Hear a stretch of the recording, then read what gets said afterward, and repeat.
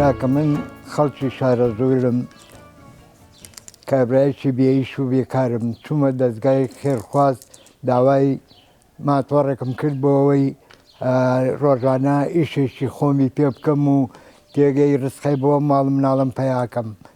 یا ڕەبی بەخاتر قورئان ئەوەی هاوکاری کردوم یا ڕەبی خوا هاوکاری کە.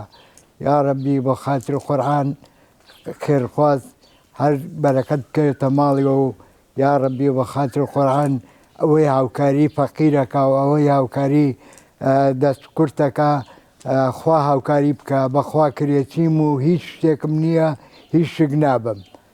بۆیە هانام بردووە بۆ خێرخواست هاوکاریم بکە ئەوان جێی مسمانەی فەقیرن فەقیر ڕۆکاتە ئەوان ئەبێ هاوکاری خەڵک بکەن داوا لە خێرخواست و داوا لە دۆڵەمەندەکان بکەن کە خوا پێی داون. یا ڕەبی بەخاتر قورئان یا ڕەبی قەت نانی کەم نەخۆن ئەوەی هاوکاری فەقیر و بێدەرامەتەکە. بەخوا مانگی وایە کرێخانوەکەم نییە بیدەم پارەی ئاوە کارەبام نییە بیدەم خێرخواست بۆ مەدا هیچ شک نابم. ئێستاش ئەو هاوکاریتان کردوم خوا هاوکاریتان کە ئەو قەرزە لای خوایە لای من نییە ئەبێ ئەو خوای ئەو قەرزەم بۆ باتەوە. مەمنونی بەرنامەکەم مەمنونی ئەو خێرخوازانم مەمنونی هەموو ئینسانێکی باشم کە هاوکاری فەقیرەکە. من مەمنونی دەستگای بەخشینم چونکی هیچ هانام نەما ڕوون کردە دەستگای بەخشین. دەستگای بەخشین هات بە هانامەوە خوا بێ بە هانایی هەموو ئینسانێکی فەقیر و بێ بە هانایی دۆڵەمەندەکان کوا هاوکاری فەقیرەکەن. یا ڕەبی خوایە بۆ خاتر قورئانەوەی ئەم هاوکاری کردوم خوایە ئەو قەرزە تۆ بیدەیتەوە خوایە من یا ڕەبی خوایە من بێدەسەڵاتم یا ڕەبی خوایە بەخاتر قورئانەوەی هاوکاری کردوم خوایە هاوکاری کەی.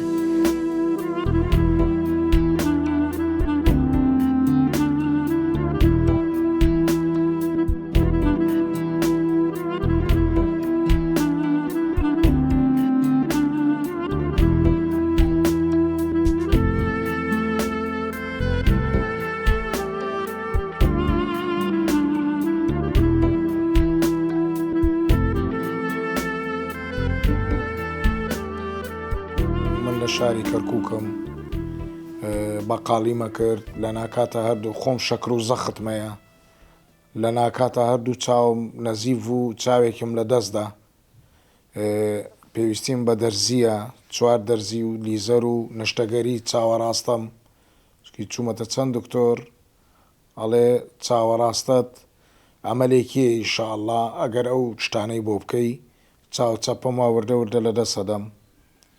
خوا پاداشتی خێری هەمولایە بدا. من پێشتر ئەلحەمدوللا پێویستیم بە کەس نەبووە ماتۆڕێکمە بوو بەقاڵیمە کرد لە ناکاتە هەردوو چاوەکانم نەزیف بوو ئەمش ئیشاعە و فەحس و شتەکانە خۆم لە 2006ەوە شەکرمەیە تووشی زەختیش بوومە ئەمە دەرزیەکانە سافی و خابت لێ ئەدەم ڕۆژی 3 جا ئەوش 2 پاکەتە حەبی زەختەکەمە. کە چووم بۆ لای چەند دکتۆرێک لە شاری کەرکووک چوومە سلێمانیش عینەن ئەمە ئیشاعە و شتەکانە 6 دەرزیم لێ داوە هەر چاوی 2 دەرزیم. اینجا ئێستا چاوە چەپەم وە وردە وردە چەند دکتۆر نەفسی قسەیان کردو این شەبەکەی باشی لێیە شەکرەکە تەواوەتی لەگەڵ زەختەکە داوێ لە هەردوو چاوم 6 دەرزیم لێ داوە. اینجا ئێستا پێویستیم بە 4 دەرزی بۆ 6 دەرزی ترە و لیزەرێ تریشم ئەبێ لێدەن. چاوە ڕاستەم پێویستی بە 3 دەرزیە و ئەڵێ ئاوی سپیتایە ئەبێ عەمەلیاتی کەی. چاوە چەپەم خۆی وردە ورداڵێ خۆی وردە وردە لە دەسەدات بە چاوە ڕاستە ئەمەلێکە ئینشاءڵڵا خوای گەورە ڕەحەم لە هەمولایە بکە. خوای گەورە پاداشتی خێری هەمولایە بدا و خوا ڕۆژ و نوێژ و تاعاتان لێ قبوڵکە. خوای گەورە پاداشتی خێری خێرخوازان بداتەوە. زۆر سوپاسی دەستگای بەخشینی شەکەم بۆ ماکواریە یاڕەبی خوای گەورە پاداشت و خێر و بەرەکەت بڕشێنێتە ماڵی هەموو لایەک.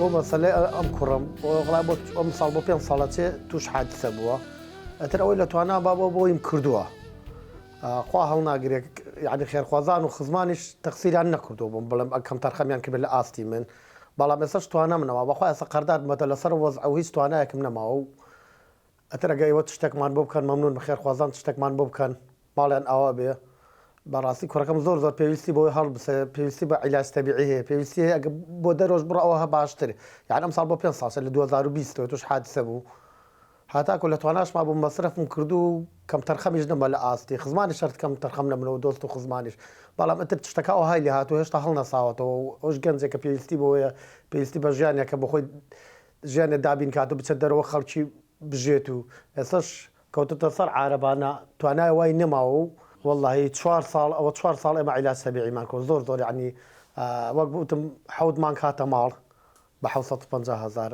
هەروە بێتەوە 11 مانگ بردمانە ڕێگای بەغا مانگی بە 650 بە 100,000 تەقسیمان بگرت بەس وڵای ئێستا ئیمکانەتم نەماوە ڕاستی ئمورم نییە ئەمە 11 مانگ بەس تووبی لەسەر بوو ئۆکسجین 11 بتڵ ئۆکسجین بە لە ماڵ خۆم ئۆکسجینمان لە دیاری دانیشتین هەتا ئۆکسجین بە جیاز سەکشنمان هەبوو ئەو جیاز سەکشنە عینیە کرد قڕگی پاکە کردەوە دەستان خۆش بەخوا خێری خێرخوازان بنووسێ بۆ دەستگای بەخشین توانیان هاوکاری ئێمە بکەن ئیشەڵا ئەبێتە زور پاداشتێکی قیامەت بۆیان بێتە زەخیرەی قیامەت بن خوا خێری خێرخوازان بنووسێ ماڵتان ئەوە بێ دەستان خۆش بێ